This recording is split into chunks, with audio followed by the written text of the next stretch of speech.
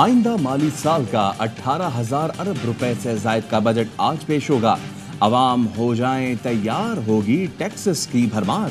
पहली बार नए रेवेन्यू इक़दाम लिए जाएंगे। महंगाई बढ़ने का खदशा। आइंदा माली साल के लिए 12,970 अरब रुपए इकट्ठा करने का हदफ FBR का होगा। रवा माली साल के निस्बत डायरेक्ट टैक्स 3,452 अरब और कस्टम्स ड्यूटी 267 अरब रुपए से ज्यादा होगी। किल्लत के बावजूद गैस कनेक्शन जारी करने का फैसला। आइंदा बजट में गैस स्कीम्स के लिए 1 अरब से जायद की रकम मख्तस करने की तजवीज़। तनख्वाहों में 10 से 15% इजाफे का इम्कान। वज़ीर आज़म की ज़ेरे सदारत काबीना में बजट तजावीज़ की मंजूरी दी जाएगी।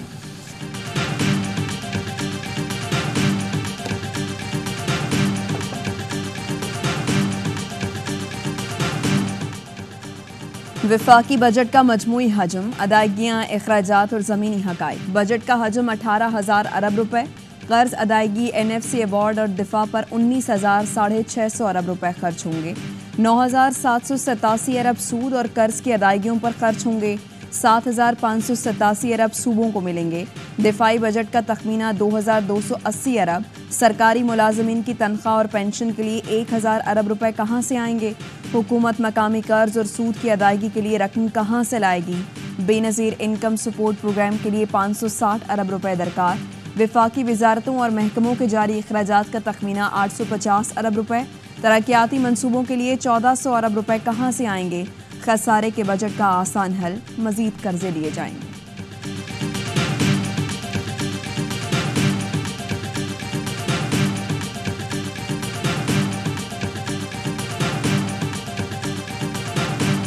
कोई मुकद्दस गाय नहीं, सबको टैक्स देना होगा। वजीर खजाना मोहम्मद औरंगजेब ने वाजे कर दिया। कहा, IMF के सिवा कोई चारा नहीं। खैरात से स्कूल और अस्पताल चल सकते हैं, मुल्क नहीं। आइंदा माली साल का आगाज बेहतर अंदाज में करेंगे। सरकारी इदारों में 1,000 अरब रुपए का खसारा बर्दाश्त नहीं कर सकते। पाकिस्तान स्टील बहाल नहीं होगी, वहां लोग बैठे हैं, गैस भी इस्तेमाल हो रही है। PIA की निचकारी से मुतालिक नतीजा जुलाई अगस्त तक देख लेंगे। इस्लामाबाद एयरपोर्ट की आउटसोर्सिंग का मरहला भी आगे बढ़ा है, जिसके बाद कराची और लाहौर एयरपोर्ट की तरफ बढ़ेंगे। रवा माली साल अहम माशी अहदाफ हासिल न हो सके, इक्तिसादी सर्वे जारी कर दिया गया। मालियाती खसारा हदफ से तकरीबन 20% ज्यादा। रिकॉर्ड महंगाई को 21% पर लाने का हदफ था। औसतन महंगाई 24.5% रिकॉर्ड हुई। सरमायाकारी लाने का हदफ भी हासिल ना हुआ।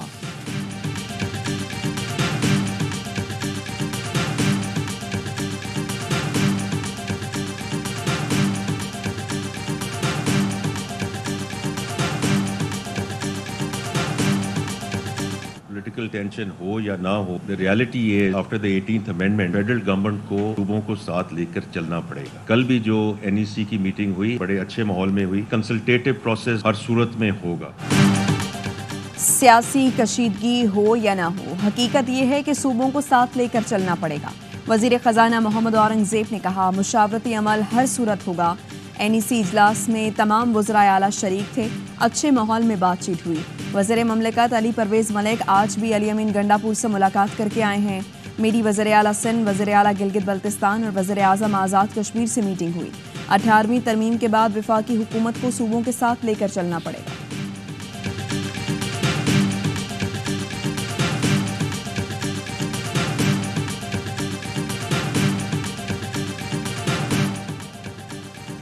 पीपल्स पार्टी ने हुकूमत को इदारों की निस्कारी की भरपूर मुखालफत का पैगाम दे दिया। ज़राए का कहना है, हुकूमत की बड़ी इत्तेहादी जमात ने बजट से मुताल्लिक अपने मुतालबात रख दिए। मुलाजमीन की तनख्वाहों में 25 से 30% इजाफे का मुतालबा। PP का वज़ीर आज़म शहबाज शरीफ से सनतों और बरामदी शोबे के लिए रिलीफ पैकेजेस का मुतालबा। टैक्सेस की शरह कम से कम रखने, आमदन बढ़ाने के लिए नए टैक्सेस के बजाय टैक्स नेट बढ़ाने पर जोर। पार्लियामेंटेरियंस के लिए तरक्याती स्कीमें कम से कम रखी जाएं। PP पार्लिमानी पार्टी का इजलास बेनतीजा खत्म। अरकान की नून लीग के खिलाफ शिकायत के अंबार। आज फिर बैठक होगी। बजट में हुकूमत की हिमायत या मुखालफत पर फैसला होगा।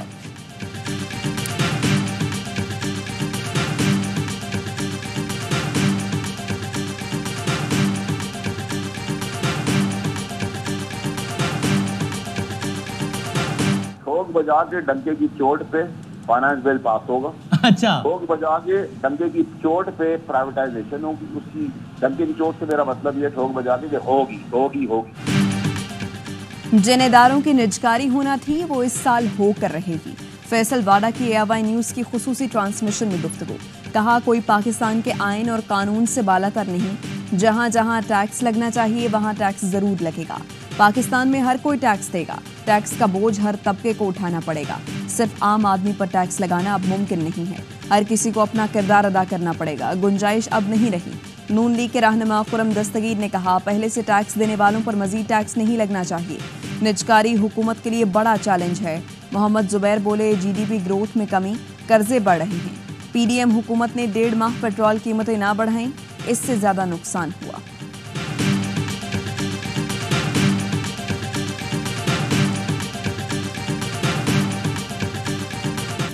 दिफाई बजट में इजाफा करना पड़ेगा। वज़ीर दिफा ख्वाजा आसिफ का गैर मुल्की मीडिया को इंटरव्यू। कहा महंगाई और डॉलर रेट बढ़ने की वजह से बजट बढ़ाना होगा। वज़ीर आज़म के दौराए चीन में तय हुआ पाकिस्तान में कारोबार के लिए कर्जों के बजाय सरमायाकारी को फरोग दिया जाएगा। CPEC 2 के मंसूबे फाइनल कर लिए। कराची ता पेशावर रेलवे लाइन मंसूबा सर फहरिस्त है। शहबाज हुकूमत का पहला बजट, तवक्कुआत, ख़दशात, इम्कानात, क्या होगा महंगा, कहाँ मिलेगा रिलीफ। आइंदा माली साल के बजट की सबसे बड़ी नशरियात ARY न्यूज़ पर। वसीम बादामी के साथ आज दोपहर 1 बजे से। परसों चीन के दौरे से लौटे हैं। हर मौके के ऊपर सिक्योरिटी इशू जो था वो नंबर 1 था, चाहे वो हमारी G2B मीटिंग्स थी, चाहे वो G2G मीटिंग्स थी। चीनी हुकूमत है, उन्होंने अपने जगह जगह अपने खदशात का इजहार किया, लेकिन जब हमारा दौरा जब अपने इख्तिताम को पहुंचा, पहले खौफ तरदीद कह सकता हूँ कि आप सबकी काविशों मेहनत ये रंग लाई। दौरा जो है मस्बत नोट पर उसका इख्तिताम। दौरा चीन में सिक्योरिटी इशू पहले नंबर पर था। हर मीटिंग, हर इजलास में चीन ने खदशात का इजहार किया। वज़ीर आज़म शहबाज शरीफ की काबीना इजलास में गुफ्तगू। कहा दौरे का अख्तिताम मस्बत नोट पर हुआ। चीनी सदर की बातों से एहसास हुआ कि दौरा कामयाब रहा। बहुत जल्द चीन का आला सतह का वफ्द पाकिस्तान आएगा। तफसील से बात हुई है। CPEC 2 तेजी से चलेगा। वजीर इत्तलात अता तारड़ कहते हैं जब तक सिक्योरिटी की सूरत हाल बेहतर नहीं होगी सरमायाकारी नहीं आ सकती। सदर आसिफ जरदारी से वज़ीर आज़म शहबाज शरीफ की अवान सदर में मुलाकात। दौरा चीन के बारे में भी आगाह किया। आइंदा बजट में आवाम को रिलीफ फराहम करने की तजावीज़ पर तबादला ख्याल। सदर जरदारी ने कहा बजट में गरीब और मुतवस्सित तबकात का खास ख्याल रखें।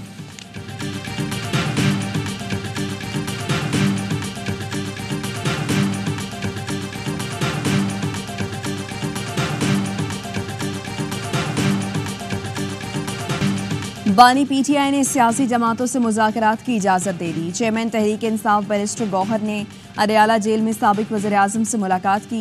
बानी PTI अपने साथ हुई ज़्यादती माफ़ करने को तैयार है। सियासी जमातों से बातचीत महमूद अचकज़ई की क़यादत में करेंगे।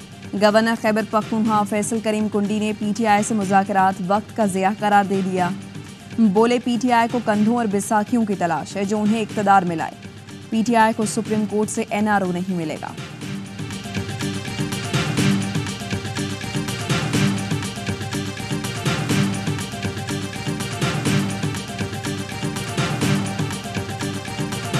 हमारी पार्टी पॉलिसी है कि अब हम मजीद किसी अलायंस का हिस्सा नहीं बनेंगे। खान साहब अभी हैं गिरफ्तार। खान साहब के बाहर की दुनिया अलग है और खान साहब की दुनिया अलग है। वो जब बाहर आएंगे तो फिर बात होगी और बात होगी फिर बिल्कुल इस तरह से कि जिस तरह होनी चाहिए। सियासी जमातें आपस में बात करके एस्टेब्लिशमेंट से बात करें। मुल्क में कशीदगी बढ़ती हुई नजर आ रही है, इसका सद्देबाब होना चाहिए। अमीर जमात इस्लामी हाफिज नईमुर रहमान कहते हैं महमूद अचकज़ई ने ग्रैंड अलायंस में शिरकत की दावत दी। पार्टी पॉलिसी है कि अब हम किसी अलायंस का हिस्सा नहीं बनेंगे। जो लोग बानी PTI का मौक़िफ़ सामने लाते हैं आपस में लड़ रहे हैं। बानी PTI बाहर आएंगे तो फिर उनसे वाज़ेह बातचीत होगी।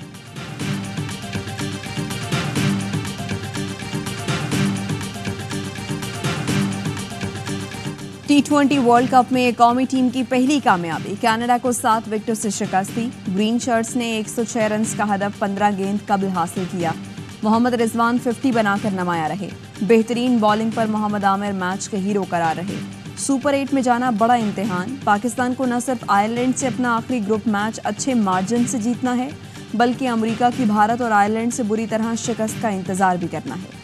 अमेरिकी टीम एक भी मुकाबला जीती तो सुपर 8 में जगह बना ली।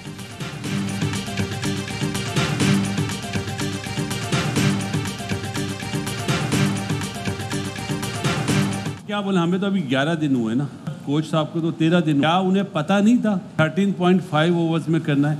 क्या इतनी डरी हुई टीम है कि वो ये भी सोच thank रही you थी very कि हम much. कनाडा से हार जाएंगे? मैंने ये पाकिस्तान की लाइफ में इतनी डरी हुई टीम कभी नहीं देखी। मेरे ख्याल से इस टीम को अपने पे यकीन नहीं है, ना उस इंटेंट के साथ खेलने। कप्तान प्लान पर अमल दरामद नहीं करता। बाबर ने खुद कहा शुरू में जल्दी रन्स करने हैं, लेकिन ओपनर कैसे भेजे। साबिक क्रिकेटर बासित अली का प्रोग्राम हर लम्हा पुरजोश में इजहार ख्याल। कहा क्या हेड कोच को नहीं पता था कि रन रेट बेहतर बनाने के लिए मैच 13.5 ओवर्स में जीतना है। कामरान अकमल ने कहा कनाडा को 60-70 रन पर आउट करना चाहिए था। फखर जमान को ओपनिंग कराते ताकि जल्दी रन्स निकले।